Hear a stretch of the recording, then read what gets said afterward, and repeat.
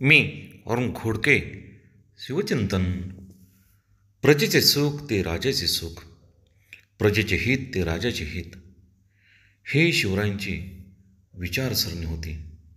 रयतेमध्ये विश्वासाची भावना त्यांनी निर्माण करून आपल्या स्वराज्याच्या कार्यासाठी त्यांनी त्याचा उपयोग करून घेतला.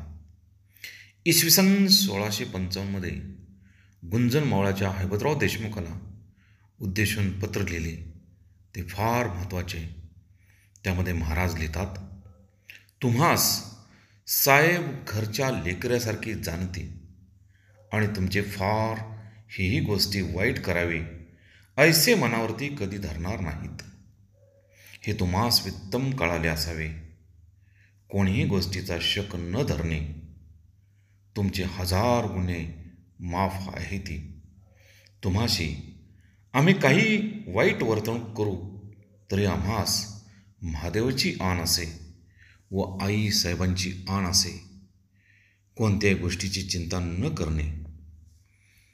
आमच्या इमानावरती आपले मान ठेवून आम्हापाशी येणे. कोणी गोष्टी चिंता न करणे.